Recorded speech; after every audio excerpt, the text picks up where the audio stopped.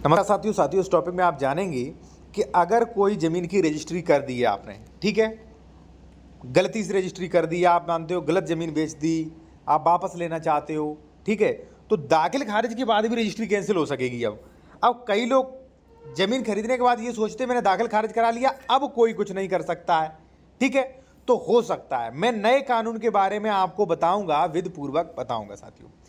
Actually इसका फायदा किसे किसे होने वाला है।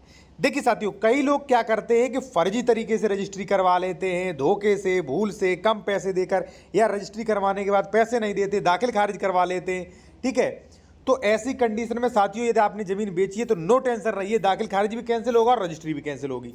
रजिस्ट्री का मतलब चाहे आपने दान पत्र कराया हो, चाहे रजिस्ट्री कराई हो, कोई भी रजिस्ट्रीकृत दस्तावेज हो वो, ठीक है, कैंसिल हो सकेगा। और कई लोग जो ये सोचते हैं कि मैंने रजिस्ट्री करवा लिया, अब कोई कुछ नहीं बिगाड़ सकता है, दाखिल खारिज करवा लिया, आप लोग भी सावधान हो जाइए, सब कुछ हो सकेगा अब, ठीक है। कैसे, चलिए मैं आपको कानून बताता हूँ। एक चीज़ मैं साथियों और कहूँगा, कई लोग जो है कमेंट्स में कॉन्टैक्ट नंबर हमारा मांगते हैं, परेशान रहते हैं, तो कॉन्टैक्ट नंबर हमारा वीडियो की डिस्क्रिप्शन में मेंशन किया गया है। और यदि आप कोई लीगल एडवाइस लेना चाहते हैं लीगल मैटर पर, या मान लीजिए आप कोई भी ज़मीन खरीद रहे हो, डॉक्यूमेंट्स वेरिफिकेशन करवाना है कि ये जो है ज़मीन सही है कि नहीं, लेने लायक है कि नहीं, तो आप डॉक्यूमेंट्स वेरिफिकेशन भी करवा सकते हो। कॉन्टैक्ट नंबर वीडियो की डिस्क्रिप्शन में दिया गया है। साथियों, फर्स्ट में आपको बताऊंगा कि जो लोग जो है जिन्होंने ज़मीन खरीदा है, ठीक है, वो समझ ले कि दाखिल खारिज के बाद कैसे रजिस्ट्री कैंसिल होगी, कब। फिर मैं आपको बताऊंगा आपने ज़मीन बेची है तो कैसे वापस ले सकते हैं, ठीक है। देखिए साथियों, क्या होता है कि पहले होती है रजिस्ट्री, ठीक है, रजिस्ट्री हो गई। फिर होता है साथियों दाखिल खारिज का आदेश, दाखिल खारिज, ठीक है, दाखिल खारिज, ठीक है, दाखिल खारिज। फिर होता है दाखिल खारिज का आदेश खतौनी में, ठीक है। कई लोग क्या करते हैं, अगर उन्होंने रजिस्ट्री करवा ली कैसे भी, भूल से, या किसी को कम पैसे देकर, या धोखाधड़ी से, दबाव पूर्वक रजिस्ट्री करवा ली, उन्होंने दाखिल खारिज भी करवा दिया और खतौनी पे चढ़ भी लिया। फिर वो लोग सोचते हैं कि अब मेरा कोई भी कुछ नहीं बिगाड़ सकता, मैं ना पैसे दूंगा ना कुछ करूंगा, जो करना कर लो, मैं कुछ भी नहीं करूंगा, ठीक है। तो साथियों, आप रजिस्ट्री कैंसिल करवा सकते हो और दाखिल खारिज भी कैंसिल करवा सकते हो।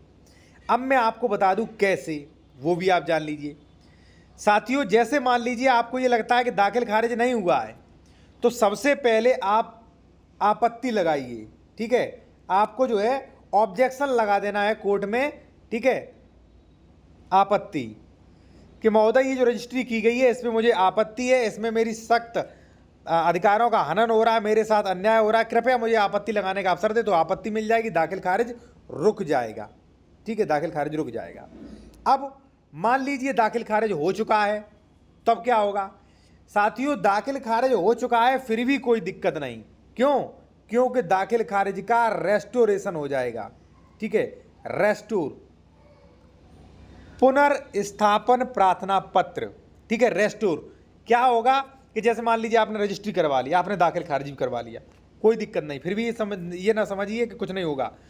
अगली पार्टी जो है वो रेस्टोर प्रार्थना पत्र देगी न्यायालय को और कहेगी कि महोदय ये जो दाखिल खारिज आपने किया है इस रजिस्ट्री के आधार पर ये गलत है, मेरा इसमें पैसा नहीं दिया गया, या मुझसे बलपूर्वक या छल से, धोखाधड़ी से ये रजिस्ट्री करवा ली थी और आपको गुमराह करके ये जो है दाखिल खारिज का आदेश करवा लिया है। कृपया इस आदेश को रेस्टोर या पुनर्स्थापन प्रार्थना पत्र जो बोलते वो करें, ठीक है। समय भी देखिए कितना भी हो, फिर भी मान लीजिए वो रेस्टोर हो जाएगा, क्योंकि लिमिटेशन एक्ट धारा 5 का जो है उसमें लाभ मिल जाता है।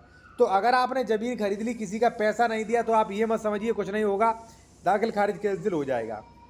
अब मान लीजिए आपने दाखिल खारिज कैंसिल करवा दिया, फिर रजिस्ट्री भी कैंसिल होना आसान है। अब आप कहोगे सर रजिस्ट्री कैसे कैंसिल हो सकती है?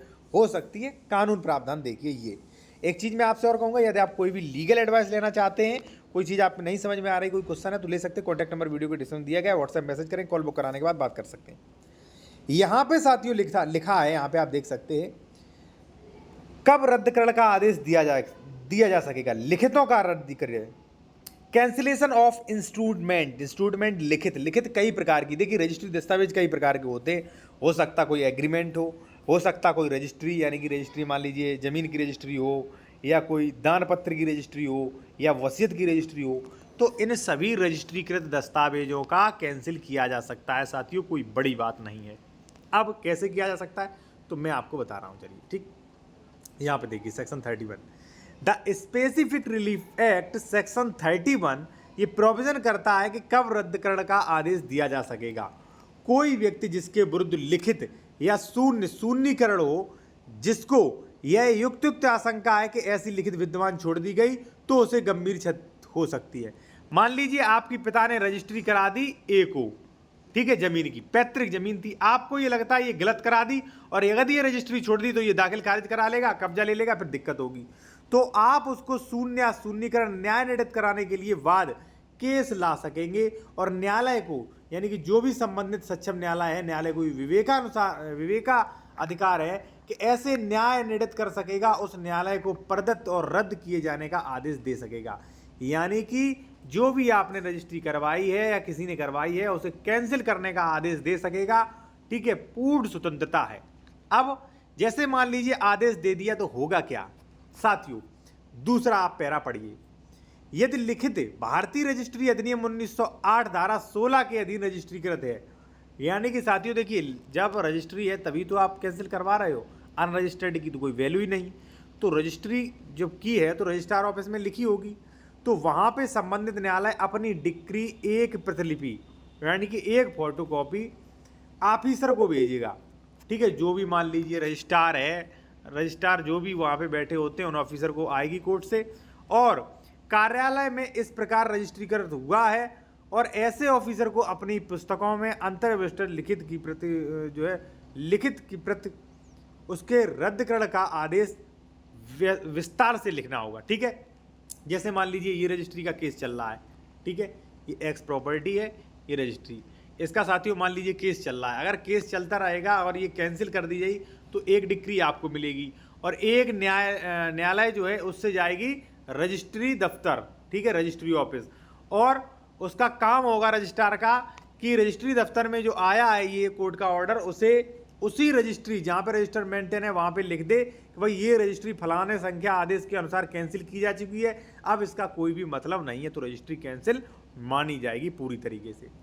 फिर 32 कौन सी लिखित भागता रद्द की जा सकती है, यानी कि कुछ रजिस्ट्रियों का पार्टेबल कैंसिल हो सकता है। कई बार क्या होता है कि कुछ शर्तें गलत रख दी जाती है तो पूरी रजिस्ट्री कैंसिल करने की जरूरत नहीं है साथियों, केवल और केवल एक पार्ट उसका कैंसिल हो सकता है साथियों, ठीक है। अब यदि आप ये कानून वगैरह आप फ्री में हर समय पाना चाहते हो तो आप हमारे टेलीग्राम चैनल को ज्वाइन कर सकते हैं, लिंक वीडियो की डिस्क्रिप्शन में दी गई है, फ्री वहाँ पे जानकारी मिलेगी। और यदि आप कोई लीगल एडवाइस लेना चाहते हो तो आप हमारे कॉन्टैक्ट नंबर जो है वीडियो की डिस्क्रिप्शन में दिया गया है, आप व्हाट्सएप मैसेज करें, कॉल बुक करवाएं, वहाँ पर आपको फीस बता दी जाएगी। फीस पे करने के बाद साथियों वहाँ पर आपकी बात हो जाएगी। धन्यवाद साथियों।